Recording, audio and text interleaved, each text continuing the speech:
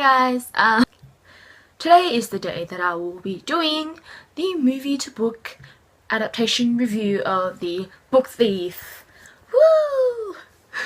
I went to watch The Book Thief 2 days ago and I was worried, I was anxious, I was excited, all these mumbo jumbo feelings just because I was worried that something was going to go wrong.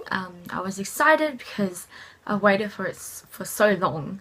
And I finally got to watch it. If you don't know, The Book Thief is a novel by Marcus Zusak, and it is set during Nazi Germany and follows this girl named Liesel Memminger, who is transported to live in a foster home with a couple, and their names are Hans Huberman and Rosa Huberman, but she calls them Papa and Mama.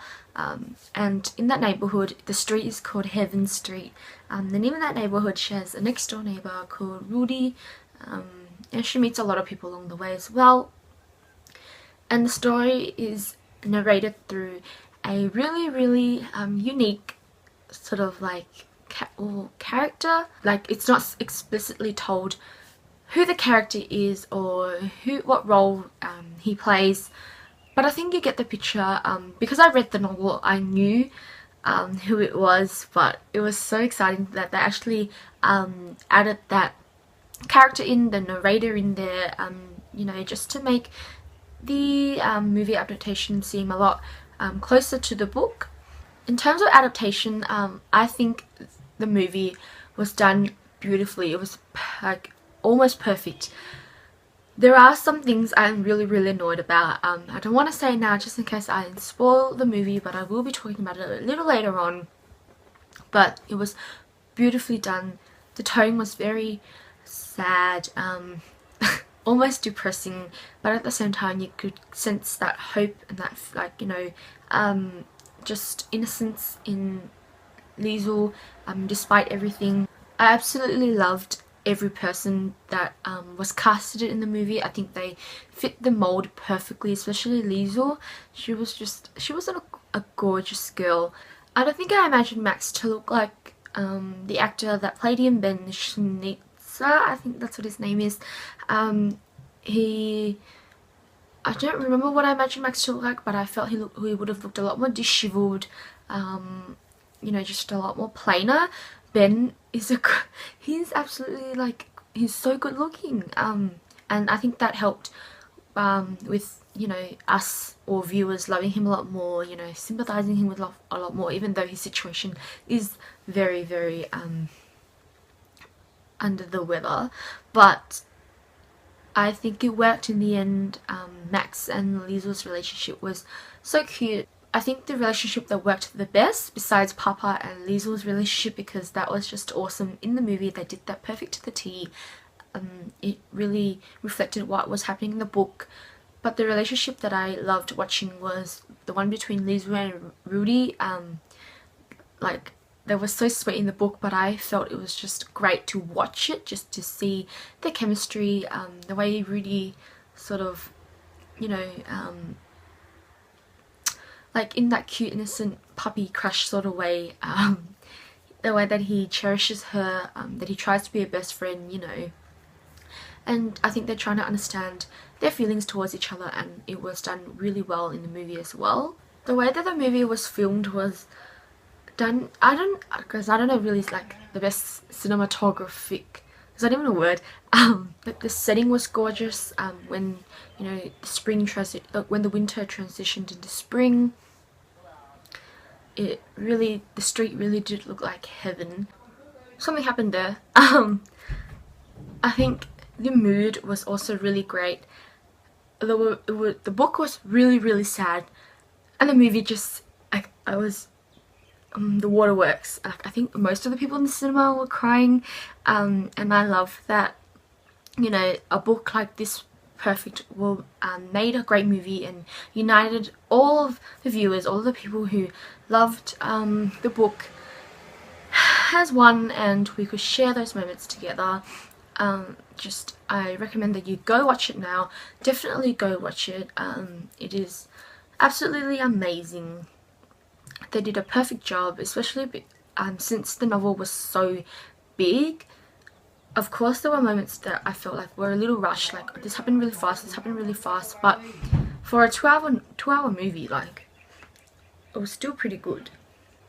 I don't know if I would rewatch it in the movies again.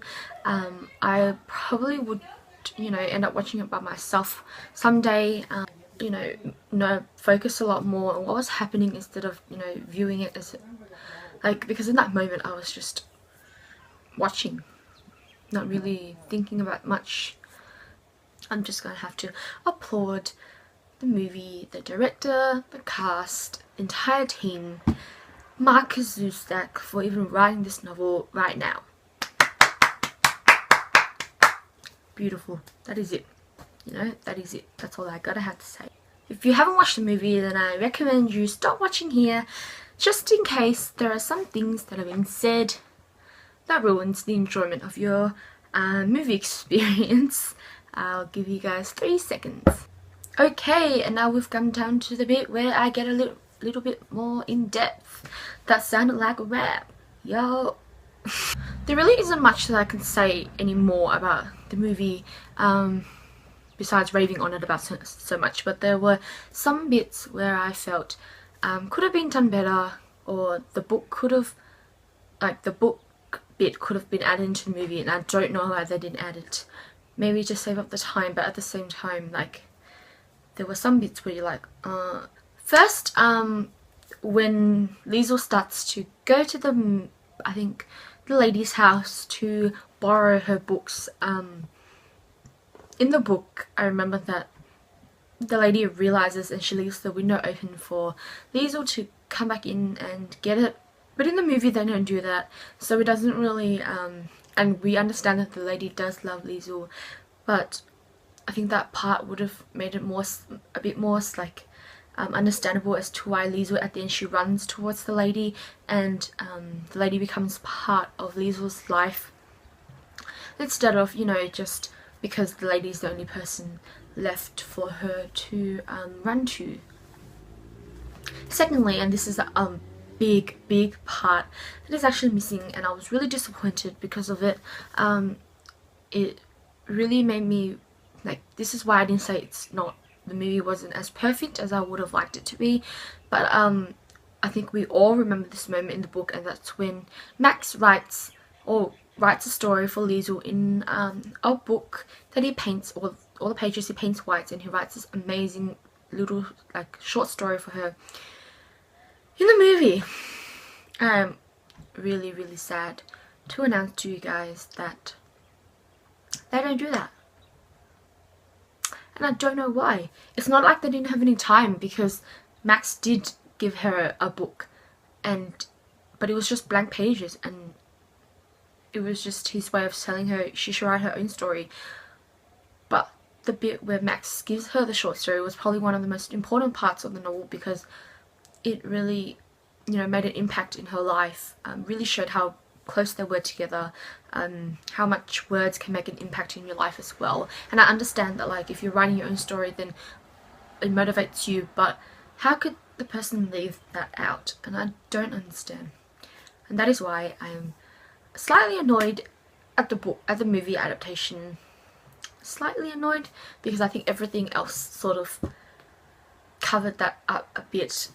My favourite scene would have to be the part where, and there were so many, but I think this one was just done really beautifully, was the bit where all the students in their, like, uniforms were standing there singing that German song about the Nazis and how, they're against the Jews, yada yada yada, but they're singing in a really, like, bright tone, like, they were singing it in a really bright way, and if you didn't understand German, you would probably think they were just singing, like, the national anthem, or like a song to say thanks or something, I don't know, like some weird hymn or something, and then you cut, and that song becomes the background music to the next scene, where it cuts away, where all the Germans are smashing into the Jews' homes, into their shops, pulling them out, dragging them away, just looking animalistic. And it goes to show that because the Nazis, you know, put up a front that they're united,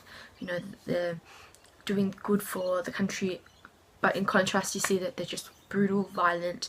Those are people probably the Jews don't even deserve it.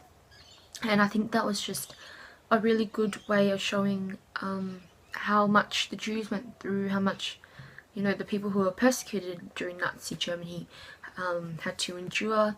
And I think that was really well done. Rudy was so cute. I loved him. I loved just everything about him, but I did not remember the bully in the book. I think I remember the fight, but I don't remember him being that annoying. But he came up everywhere in the movie, and I wanted to punch his throat out. Especially with Hans Huberman, he was just exceptional in the movie. I think he was hands down the best character, or the best actor.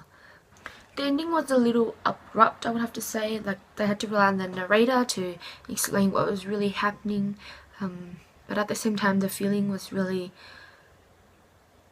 like there was a like a really calm feeling to it, but it was more like a calm before the storm, and I was really on edge all the time. And I think that mood, like the feeling that they created, was really good.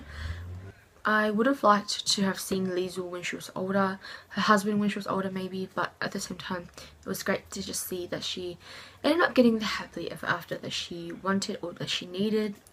Great start to, you know, book to movie adaptations for this year. Hopefully all other book to movie adaptations go really well, but other than that, I shall see you guys next time. Bye!